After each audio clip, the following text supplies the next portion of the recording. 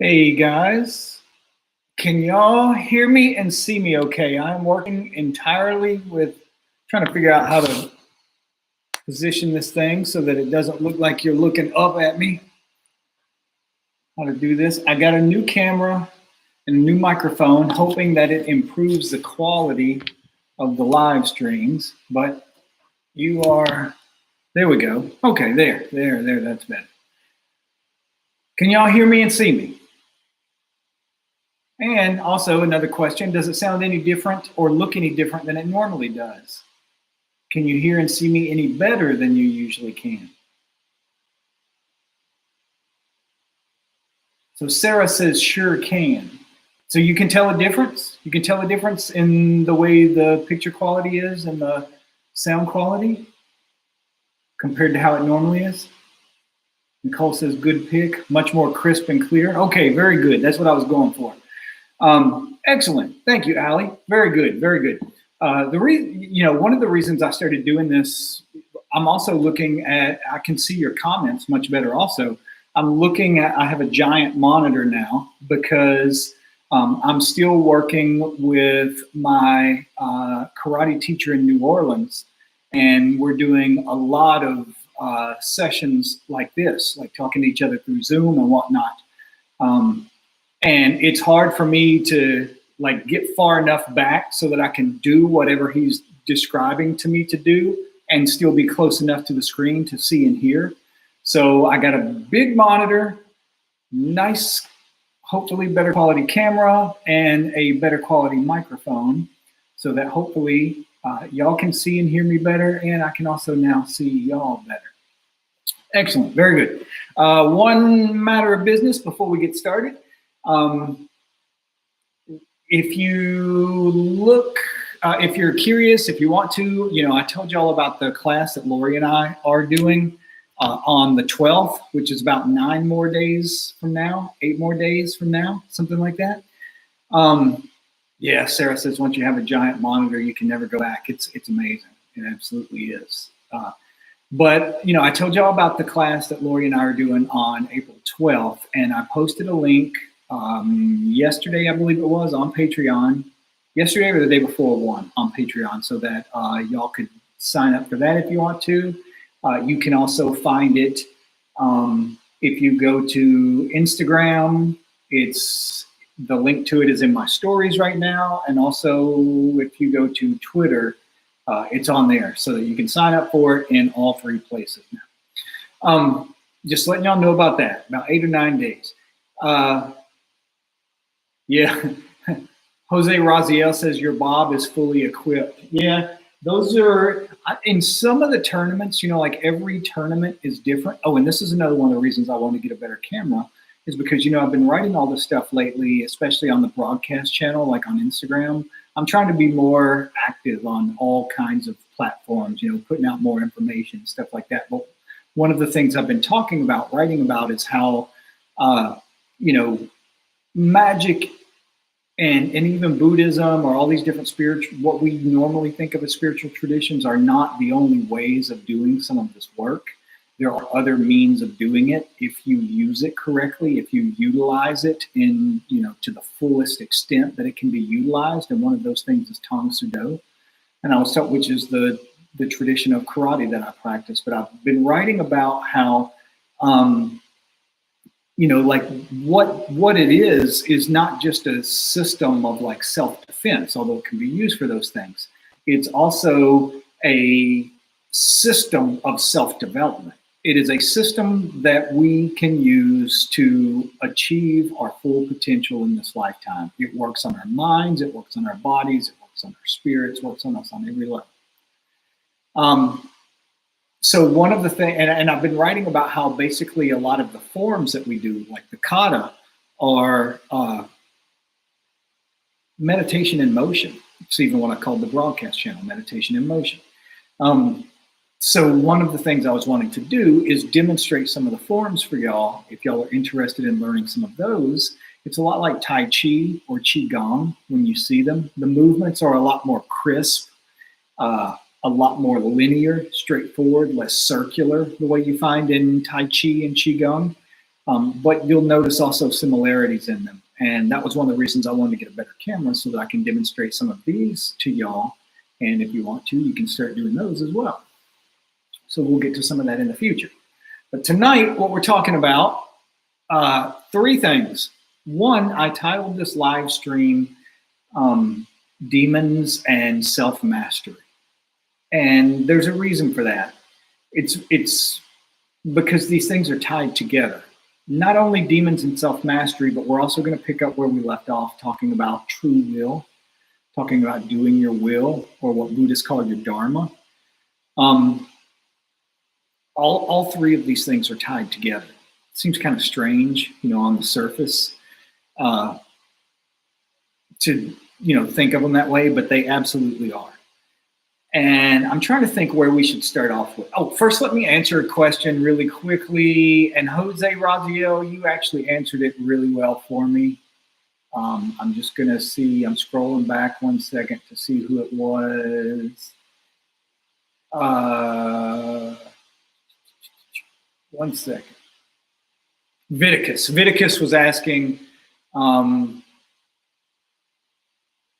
hey, Damien, I wanted to ask you, lately with privacy and time issues, I have started doing the Acolyte battery, in parentheses, all rituals in my mind, imagining myself at home or my breaks. Is this a worthy substitute?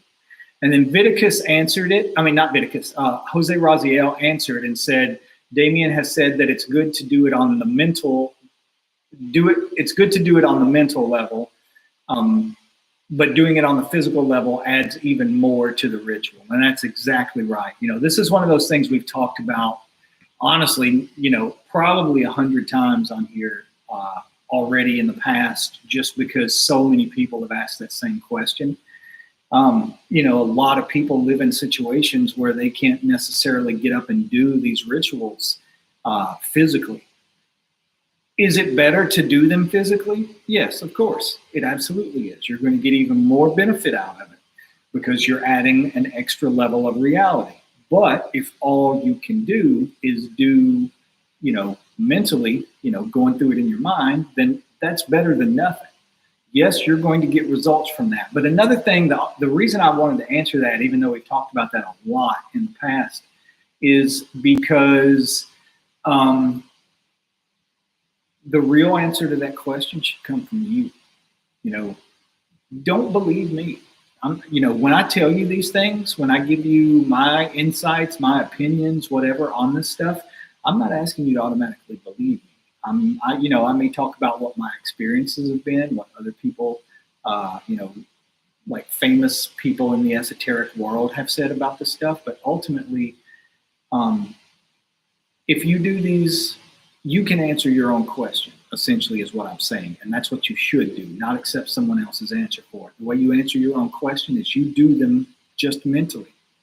And then when you get a chance, you also do them physically.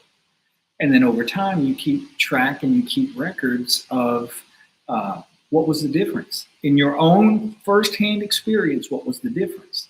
Your own experience will tell you, the answer to that. If it's the exact same doing them mentally or physically, or if there's some difference, and if you get some results out of some and more results out of the other, it's your own experience that you want to rely on. Yeah, that's exactly right, Max. Max says true knowledge and wisdom only ever comes from personal experience. Others can point us in the right direction, but we must prove it for ourselves. Exactly. That is exactly right. Okay, so on to tonight's topic. Y'all know we've been talking about true will, what one of the meanings of the word dharma is in Buddhism, what Robert Greene calls your life's task. That's what we've been talking about lately. And we're going to pick up back with that tonight. But someone asked me earlier today, a friend that's doing a podcast wrote to me and said that they were getting ready to do a podcast on the subject of demons. And they asked if I had any insight into this topic or this subject. And if so, would I share it? And what I wrote back was that it's way too much to answer in a short text. but that I would talk about it tonight. So first and foremost, the first place to touch on is, what are you talking about when you're talking about demons? Because most people are not going to have the same answer to that question. We all have our own ideas about what we're talking about when we talk about demons. If we're talking about them in the,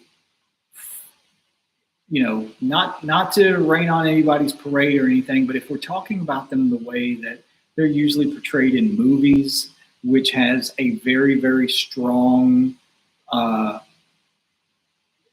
was drawn in very large part from the fundamentalist Christian, like Protestant conception of demons, which are these evil, like purely and completely evil entities that exist entirely on their own. That there's nothing good about them whatsoever. They have no redeeming qualities, and as a matter of fact, they exist only for malevolent purposes, for no good. And that they're these scary things that somehow, it's never quite explained how they get out of hell in the first place and how they get up here to mess with us and all this kind of stuff. But honestly, if you're talking about that sort of understanding of demons, honestly, is a little more than a fairy tale. And once again, I'm telling you something based on my own experiences, my own observations, my own work in this area of work, by which I mean magic and esotericism, for what am I? I'll be 50 this year. So we're talking about 45 years. No, not 45. Yeah, 45 years of, even if not hardcore practice, at least study and delving into this stuff and reading books on the subject and all of that. In addition to at least 30 years of practice. Long story short, my point is, I'm telling you that based on my own experiences, that if that's what you mean by demons, if you mean something like you see in the movie The Exorcist, and yes, The Exorcist was based on a true story, keyword being based on a true story. That doesn't mean anything in that movie was even remotely accurate whatsoever. It just means that somebody read a story that had something to do with a priest going and doing an exorcism on someone, and they thought that would make a good movie, and they could have changed every single detail in it. There could be absolutely nothing that even remotely resembles the original story. But you tell somebody it was based on a true story, and they automatically think, oh, so much of it is right, correct, whatever. Not necessarily the case. All of those kinds of shows, especially, there were a lot of them in the 80s. There's even a lot of them now. I think there's a movie coming out this week. I can't remember the name of it, but it's about a talk show host in the 70s who accidentally unleashes demons through the TV on a late night talk show. They've got yet another addition to that series, The Omen, coming out. If this is the kind of thing you're talking about when you're talking about demons, that's fairy tale stuff. That is not reality. So number one, it comes down to, what do you mean? What are you talking about with demons? Then you've got another understanding of demons, which would be like, say, for example, the Goetia. There are people who, a big portion, a big bulk of their spiritual practice revolves around things like working with the entities in the Goetia. The problem with calling these things demons, although some people do call them that, the thing about calling these things demons is that they don't fit the traditional concept that most people are thinking of when they're thinking of demons. Remember, I said that demons are something that, like when the concept that we just said was a fairy tale, like they serve no purpose that is not malignant and malicious in nature. They exist entirely for the sole reason of tormenting humanity. That is not what the things in the Goetia are. The things in the Goetia, as a matter of fact, it says whenever you invoke them, this one will do this for you, and this one will give you this information, and this one will teach you about this, and that one will teach you about that. They do all kinds of helpful things for you. There's some of this stuff is also metaphor. For example, some of them it says they'll lead you to buried treasure. That doesn't necessarily mean they're going to lead you to a treasure chest that was buried by a pirate, hundreds of years ago that's lost in the woods somewhere. Leading you to buried treasure can also mean treasure within you, within yourself, traits, characteristics, qualities, all of those things that you possess within you but have not been nurtured, have not flourished, have not been brought out in any way. By invoking some of these entities in the Goetia, they can aid and assist you with that. Once again, what is that describing? That's describing helping you achieve your full potential. That's describing helping you develop on every level and aspect of your being.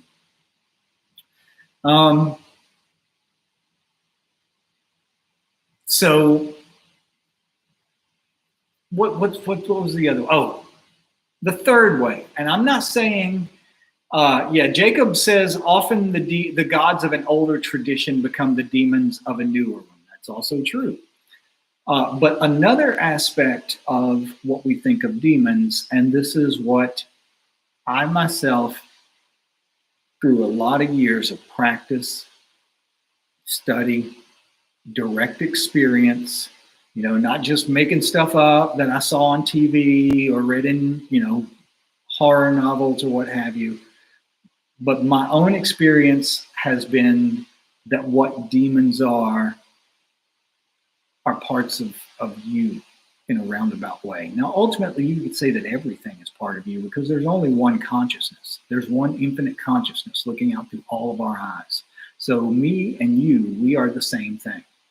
There's only one thing. There is nothing separate. All the angels, all the devils, all the gods, all the humans, all the animals, anything that exists, there's only one thing.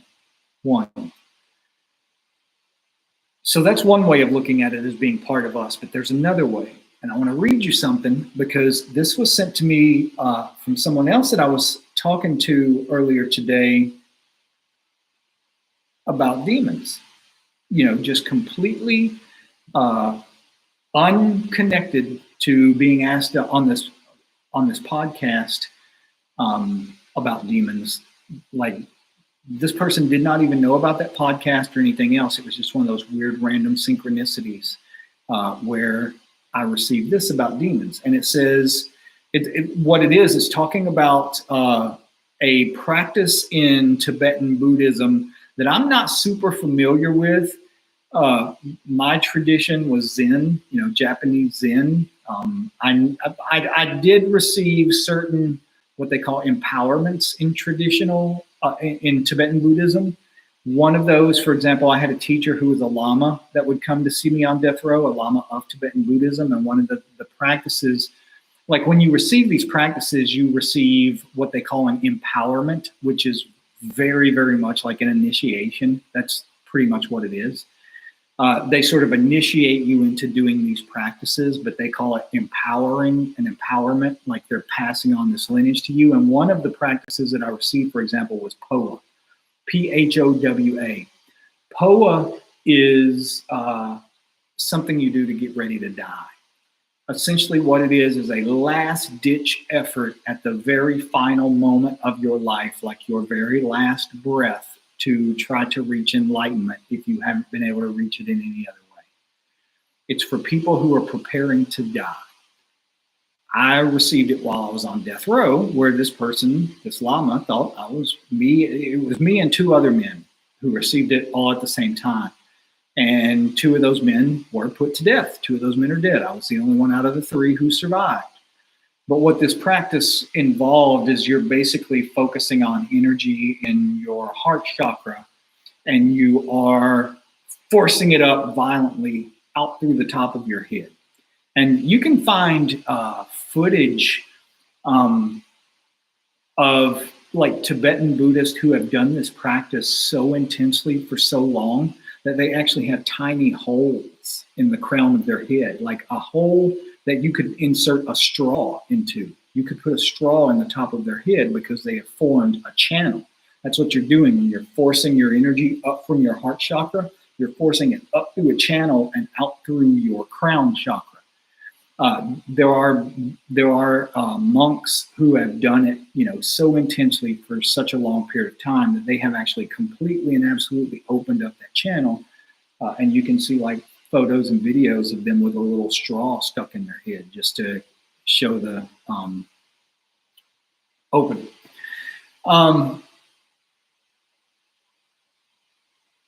Sarah says, is that the idea behind last rites? Not exactly, no. That's something else. But let me read to you, this is about the practice in Tibetan Buddhism called Chod, C-H-O-D is how it's spelled. And it says that the main goal of Chod is cutting through ego climbing. But listen to this, because this is the part that is connected to what we're talking about. What we call devils are not materially existing individuals. A devil means anything which hinders us in our achievement of liberation. Consequently, even kind and loving friends and companions may become devils as far as liberation is concerned. In particular, there is no greater devil than this present ego clinging. And because of this, all the devils will rear their ugly heads as long as one has not severed this clinging to ego. So what they're looking at, what they're describing in Tibetan Buddhism is essentially that demons are parts or portions of your own ego. They are the parts of your ego that want to prevent you from achieving illumination, enlightenment, and liberation. They are the parts that want to keep you mired in the material world and in suffering. Because the thing that people think also, yes, Jose Raziel says obstacles from enlightenment. That's exactly what they are. It even talked about how loved ones could potentially be technically demons. And it's true. It's absolutely true. But that's a whole other subject and topic in and of itself. But the thing about these demons, this is what, when you're talking about, like, for example, the Shaolin monks, the Shaolin tradition of Kung Fu, like what we think of as a martial art, it was a system that was said to be historically started by a Buddhist monk named Bodhidharma. Bodhidharma, after he reaches enlightenment, goes to China from India, and sat facing a wall for years, meditating every day, just facing a wall. At first, he would not teach anyone. People used to come to him and ask, will you teach me? Will you be my teacher? And he said, no. Absolutely not. Turned them all away. The reason he turned them away is because he said that almost none of them would be willing to put forth the effort, determination, discipline, commitment, all of that would be necessary for them to experience what he had experienced. Most people are not going to be willing to do that. So he turned them all away. He basically said they were wasting his time.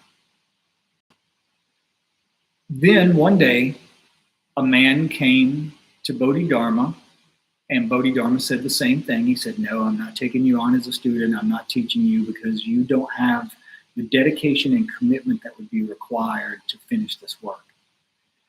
To prove himself, to prove that he did indeed have that dedication and commitment, the man drew his sword and chopped off his own arm right there in front of Bodhidharma. After he severed his arm, Bodhidharma says, okay, you've got the determination, you've got the commitment. I'll take you on as my first student. And that man became Bodhidharma's first student. Eventually, other students started to gather around him. He started to get more students. One of the things he noticed is that, Nick says, here comes the chop. Yeah. One, Dustin says, I remember someone giving a joke. He could hear the sound of one hand clapping. Yeah.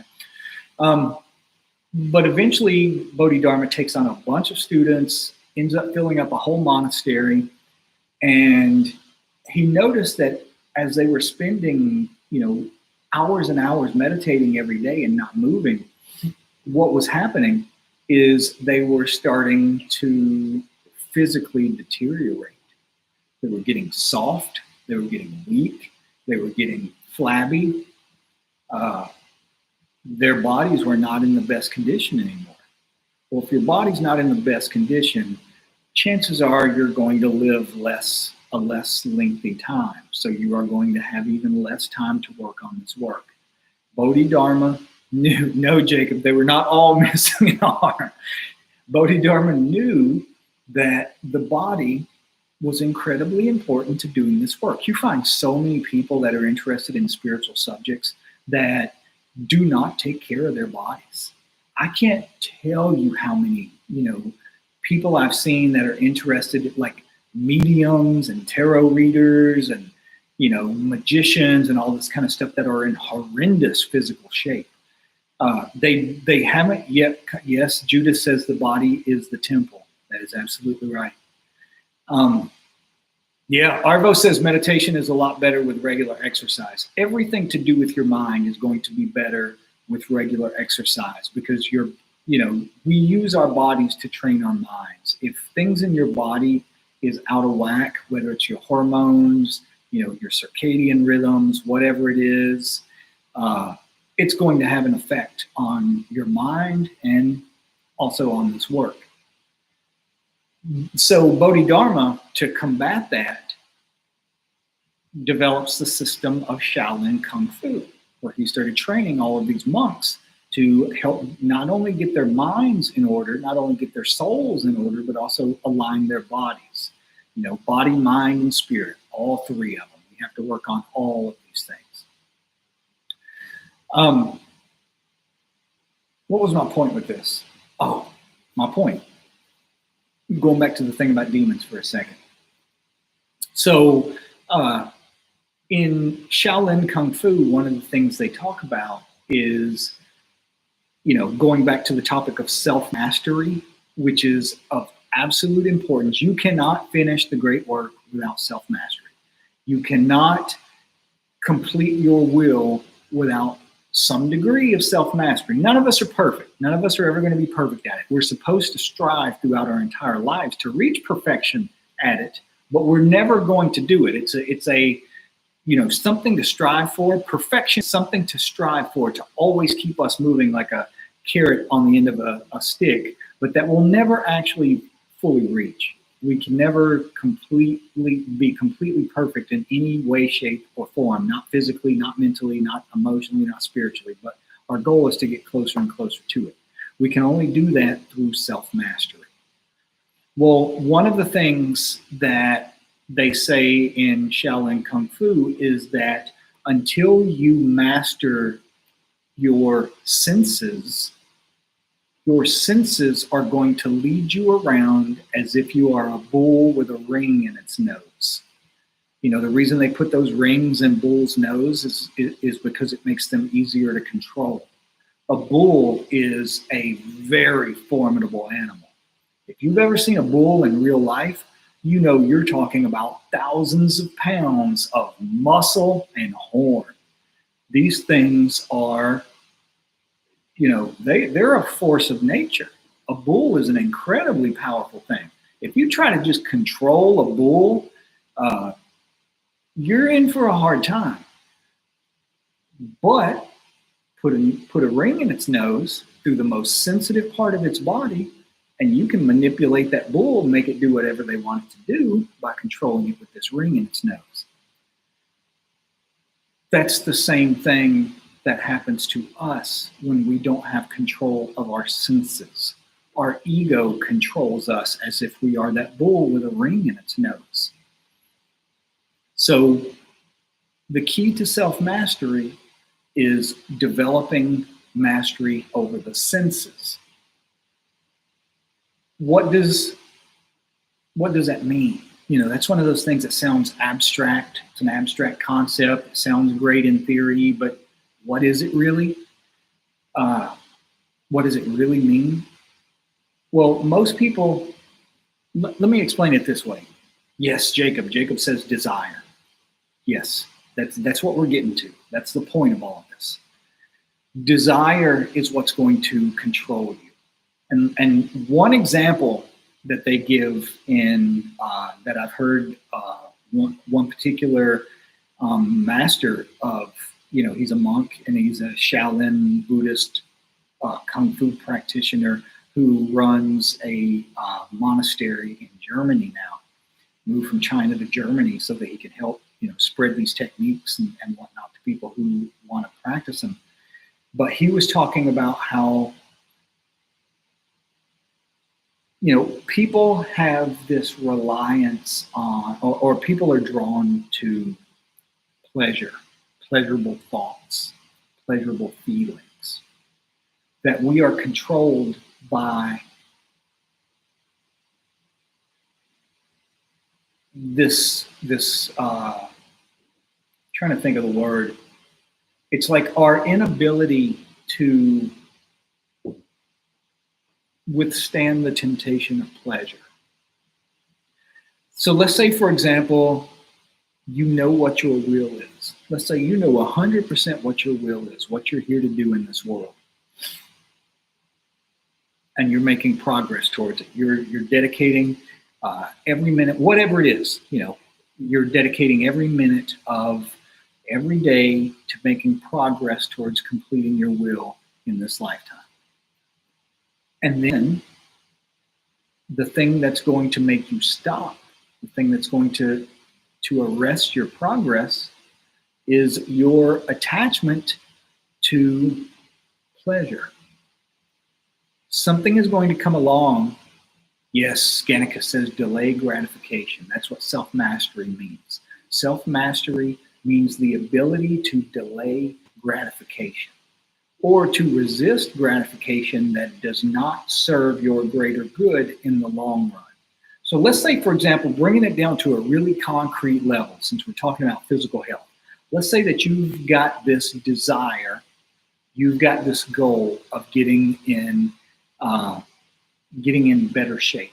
You want to lose weight, build more muscle, build up your stamina, increase your, heart health, all of that kind of stuff, and you start working towards it. What it is that knocks you off and you're making progress at it. You're doing great at it. You're dropping weight, you're building muscle, you're getting healthier, you're doing awesome. And then all of a sudden you start thinking about cheesecake or biscuits and gravy or fried chicken, whatever it is that's your weakness. I guess you know what mine are by the things I listed off. But what happens is Sarah says, and suddenly it's Thanksgiving. Yeah, exactly.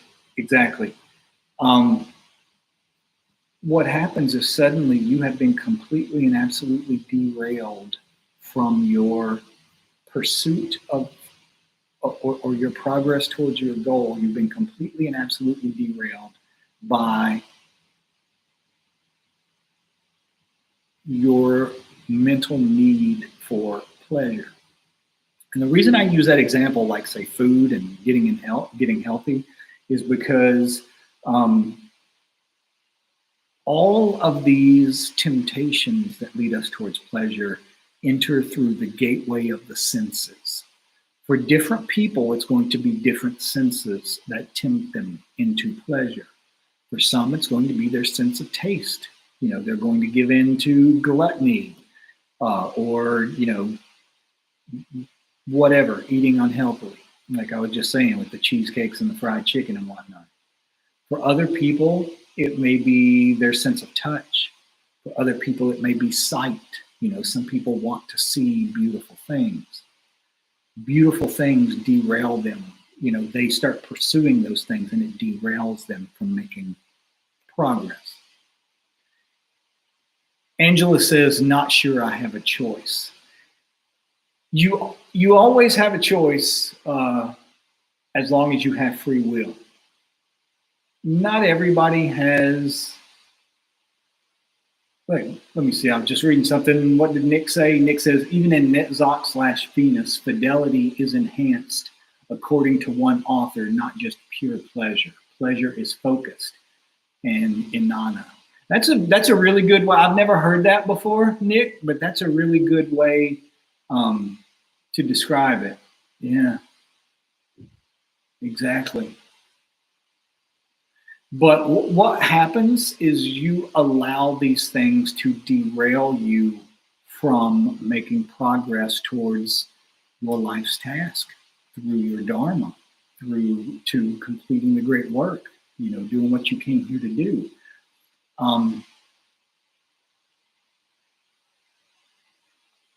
Yeah, that's a good one too, Arvo. Arvo says Napoleon Hill said to only make love with people you are in love with. It may take a while. Angela Mahler says, sugar is my last addiction, I think. Sugar is an incredibly powerful addiction. When I was younger, I was addicted to sugar, very addicted to sugar.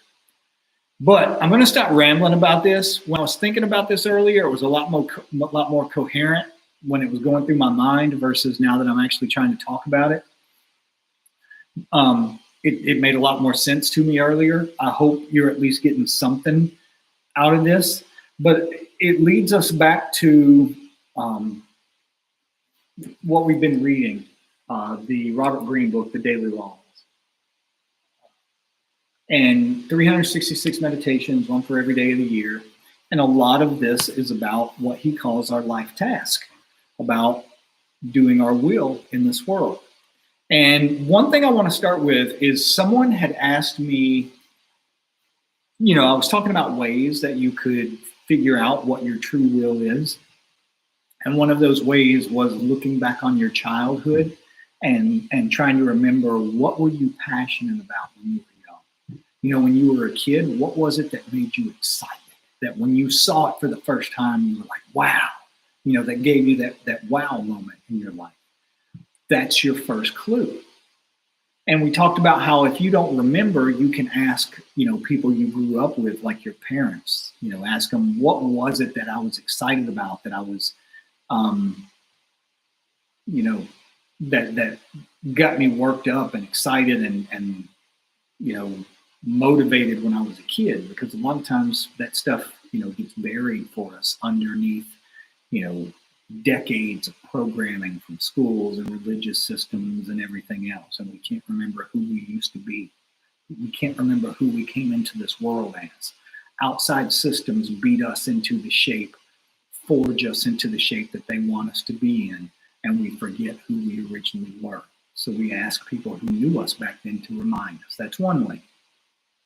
But someone else asked me, what are other ways of doing this, of discovering like what our true will is, other than looking back on our childhood, seeing what it was we were, excited about when we were young. And that's where we're going to pick up tonight. I'm going to tell you one of the things. We're going to read another one of the entries. There's a few of them in here I'd like to read tonight. If y'all stick with me, we might go a little bit long.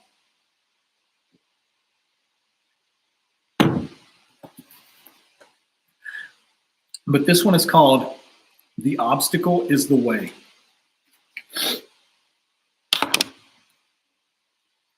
Some people do not become aware of inclinations or future career paths in their childhood, but instead are made painfully aware of their limitations. They are not good at what others seem to find easy or manageable. The idea of a calling in life is alien to them. In some cases, they internalize the judgments and criticisms of others and come to see themselves as essentially deficient. If they are not careful, this can become a self-fulfilling prophecy. Nobody faced this fate more powerfully than Temple Grandin. In 1950, at the age of 3, Temple Grandin was diagnosed with autism. A doctor had suggested she be institutionalized for the rest of her life. Through the help of speech therapists, she was able to avoid such a fate and attend regular school. She slowly developed an intense interest in animals and in autism itself. This led to a career in the sciences. With her exceptional reasoning powers, she has been able to throw light on the phenomena of autism and explain it in a way no one else has been able to. Somehow, she had managed to overcome all of the seemingly insurmountable obstructions in her path and find her way to the life's task that suited her to perfection. When you confront your limitations, you're moved to respond in some way that is creative. And as it was for Temple Grandin, it may be in a way that no one else has done or even thought of before. And the daily law, what he says, what he gives you to do for that day, confront one of your limitations, one of the obstructions in your path today. Break beyond it, climb over it, think your way around it. Don't run from it. It was created for you. And one of the things that I love, one of the things that Joel Osteen says, always talks about, is how what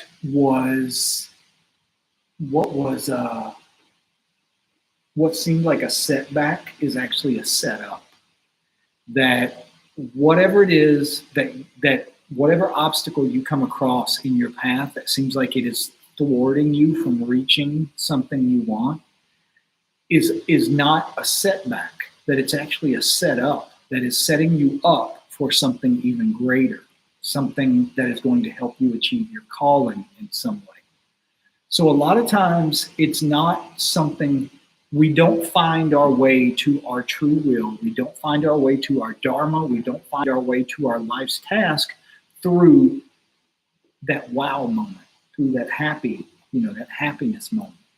Sometimes we find what it is we're supposed to do through incredible hardships, through tragedies, through traumas.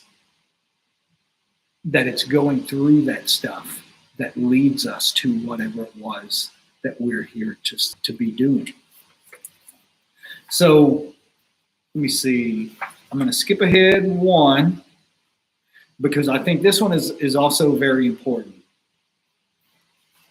Let me see. I want to read two more of these entries to you tonight. The first one is called Avoid the False Path.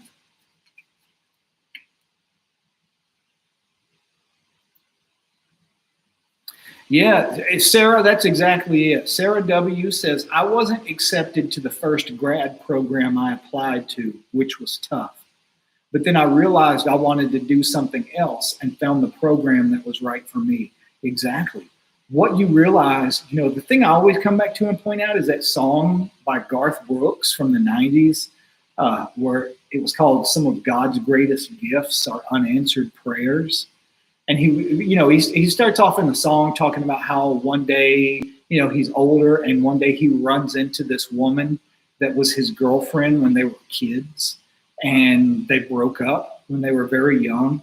And he talks about in the song how he prayed with all his might for God to get them back together, for God to heal this heartbreak and let them be together, because he was so sure that this girl was the one he was supposed to be with, and it never happened. Instead, he talks about how he looks over at his wife, who he's with now all these years later, and that's when he's reminded to thank God for unanswered prayers. That if he would have been given what he thought he wanted, then he would not have gotten what he really needed, what he really wanted, which was the woman he was with now. That's true not only of romantic relationships and situations, it's true in every walk of life. Sometimes we face what seems like disappointment because we're not supposed to go through that door. That door is not made for us. There's something else even better waiting for us down the road. And this is also one of the reasons, like when you do rituals, one of the things that I always do, if I'm doing magic for something, whatever it is, one of the things I'll always say is, let me, have this or something better. because a lot of times we don't know what's better. We think we know the best thing. We think we know the best situation. We think we know the best person. We think we know the best, and we don't. We do not. And sometimes that initial, hardship that we come into when we don't get that thing, it's not easy. Everybody experiences that at some time. I experience that. I experience it still to this day. But those are the things that bring you to something good. The setback becomes a setup.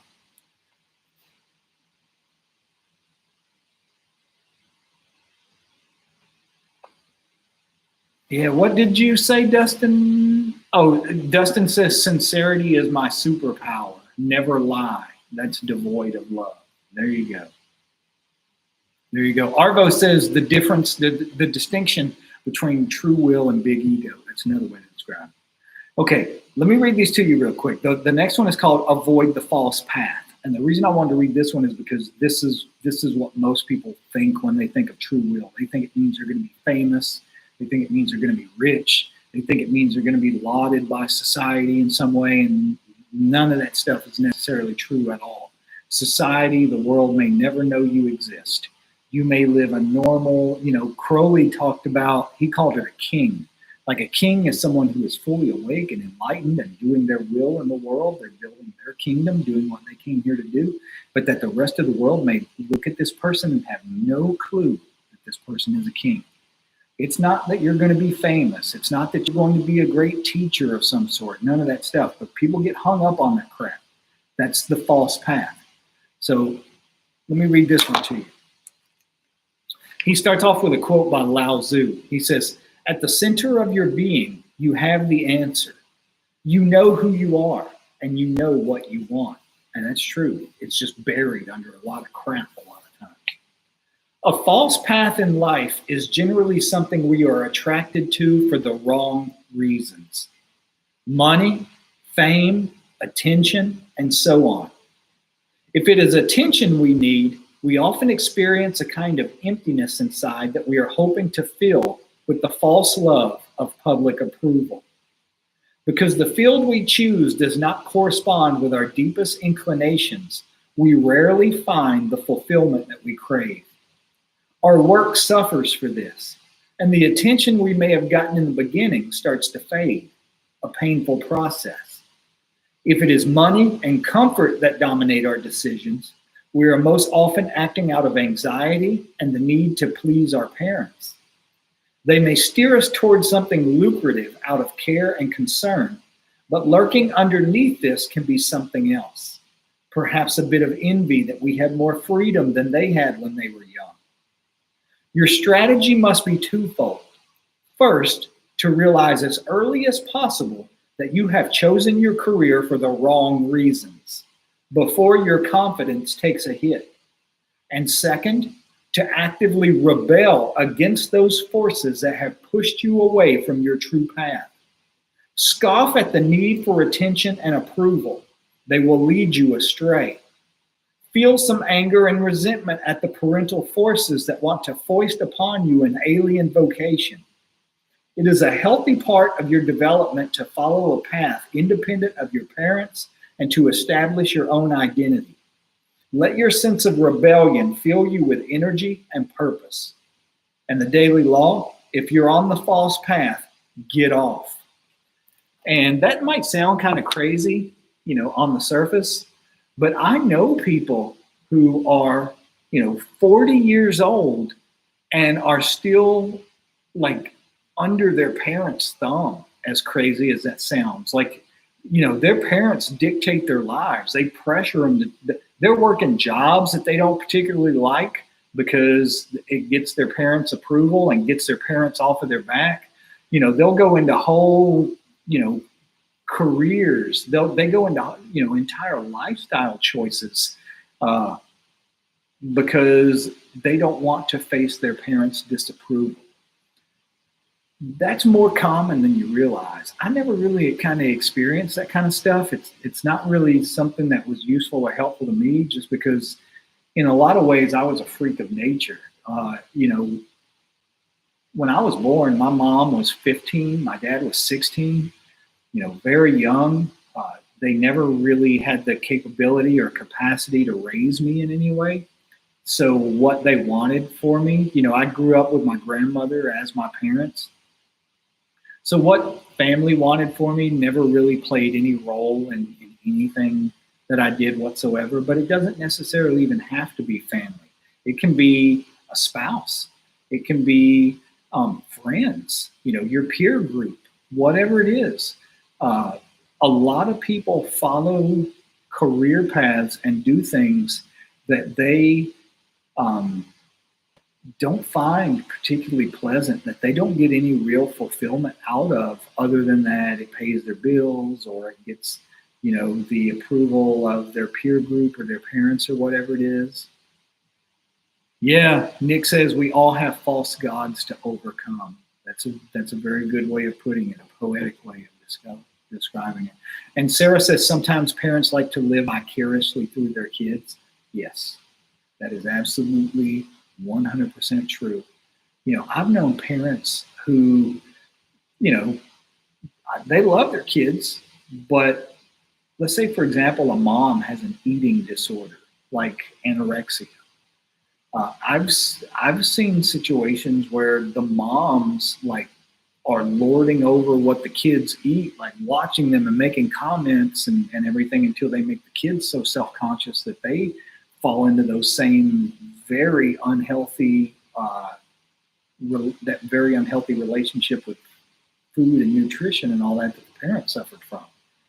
A lot of crazy stuff go on whenever you allow yourself to be influenced by other people. I'm not saying it's going to be hard. You know, your parents, for example, may pay for you to go to college. They may pay to put you through school, but you have to go and earn a degree in whatever it is that they want you to earn the degree in, what they think is going to serve you best in your life. If you don't go to earn the degree that they want you to earn, then they're not going to pay your way through college. Sucks. You're going to have to get a job and pay your own way. But in the long run, you're going to be a hell of a lot more thankful that you did. You know, when you're doing what you know you're supposed to be doing, when you're studying what you know you're supposed to be studying and not what they wanted to pressure you into, you are going to be a hell of a lot happier in the long run than if you take that short, easy route that they want you to do. Okay, one more. This one is let a sense of purpose guide you. Is that the one we want to do tonight? Okay, no, I'm going to go back and we're going to read the other one called Master the Small Things. Once again, the taming power of the small. And after this, we'll shut up for the night. I realize I've been on here now. When you are faced with deficiencies instead of strengths and inclinations, this is the strategy you must assume. Ignore your weaknesses and resist the temptation to be more like others. Instead, direct yourself toward the small things that you are good at. Do not dream or make grand plans for the future, but instead concentrate on becoming proficient at these simple and immediate skills. This will bring you confidence and become a base from which you can expand to other pursuits. Proceeding in this way, step by step, you will hit upon your life's task. The reason for that, like when you find things that you enjoy doing and that you're good at them, you know, you can always get better at something, but you may find things that you kind of have a natural inclination or gravitation to that you like doing and that you're good at. There's a reason you're good at that. There is a reason for that. That is what you're supposed to be pursuing. If you do, that may not necessarily be your life's task, your will, but there's a reason you're good at it. If you do it, if you try to develop it, that small thing, it will lead you to the next thing and the next thing. Like just keep putting one foot in front of the other and it will lead you to your life's task. It will lead you to your will. Do what you're good at and try to get even better at it. Try to perfect it. If you can sing, take some singing classes and start trying to get better at singing. If you can play a musical instrument, start trying to get better at that. If it's art, start trying to get better at that. Whatever it is. Computer programming, public speaking, whatever it is, start working on it. Your life's task does not always appear to you through some grand or promising inclination. It can appear in the guise of your deficiencies, making you focus on the one or two things that you are inevitably good at. Working at these skills, you learn the value of discipline and see the rewards you get from your efforts. Like a lotus flower, your skills will expand outward from a center of strength and confidence. See, he just described it better than I can, articulated it better. He says, like a lotus flower, your skills will expand outward from a center of strength and confidence. That means the exact same thing I was just describing, is if you do it, you'll be led to the next step, and the next step, and the next step. Do not envy those who seem to be naturally gifted. It is often a curse, as such types rarely learn the value of diligence and focus, and they pay for this later in life. This strategy applies as well to any setbacks and difficulties we may experience. In such moments, it is generally wise to stick to the few things we know and do well, and to reestablish our confidence. And then the daily law, he says, when in doubt, focus on the things you know you do well, expand outward from the center. And I'm going to give one example of this before we get off. He says, do not envy those who seem to be naturally gifted. It is often a curse, as such types rarely learn the value of diligence and focus, and they pay for this later on in life. An example of that, my karate teacher was talking about how he wasn't naturally good at karate. He told me one time, he said he sucked at karate all the way up until he was a second-degree black belt. He said, like when he entered tournaments, he said he never even placed in a tournament until he was a second-degree black belt. At no colored belt rank did he ever place in an actual tournament. His best friend, who he was also in his classes, his karate classes when he was, coming up through the ranks, was naturally good at karate. So he never practiced. He just came to class, kicking ass, showing up at tournaments, winning trophies. Like it was just a natural thing. He was just naturally good at it. But my teacher, what he did is he buckled down and he practiced with all his might. He dedicated hours a day, every day, to practicing. What happened eventually is he's in a tournament and he had to fight with his friend in this tournament to see who was going to get first place. And he ended up beating his friend, who was naturally good at karate, because his friend didn't practice as hard as he did, was not as committed and dedicated to getting better at it as he was. So eventually, his dedication and commitment to becoming better, to becoming proficient, overtook natural talent. That's what he's describing in this book. And I see someone says, Bake Nurse, let me see, who was it?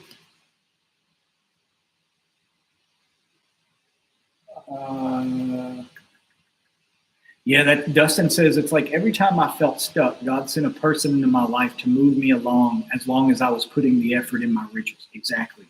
God helps those who help themselves. That's what you just described. That's what that means.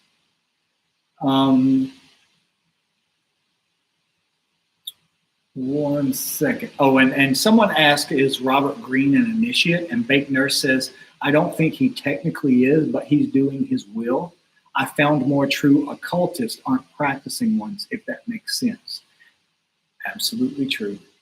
100% true. And Jose Raziel says, it's weird how life gives you what you need to improve. It is. Somebody said one time, how do you know that where you are right now is where you're supposed to be? That what you're doing right now is what you're supposed to be doing right now? It's because that's where you are and that's what you're doing. The universe put you there. Magic put you there. God put you there. However you want to describe it, because that's where you need to be in order to learn what you need to learn to go to the next level, the next place. Okay, I'm going to shut up. We've been on here an hour and I was only supposed to do 30 minutes. I hope y'all got something useful out of this, and we're going to pick back up where we left off, talking about true will, talking about self-mastery. And hopefully next time I will be a little bit more articulate. Thank you all. Thank you, Jenny. Thank you, Sharon. Thank you, guys. Thank you, Jose. Thank you, Arvo. Thank you, Angela. Thank you, Lauren. Very good. All right, guys, I'm going to shut up and get off of here. Thank you for bearing with me, being with me, and caring about this tonight. And I will talk to y'all in a couple of days. Don't forget, if you want to sign up for the class that Lori and I are doing on the 12th, you can find that everywhere now. All right, talk to y'all in a couple of days.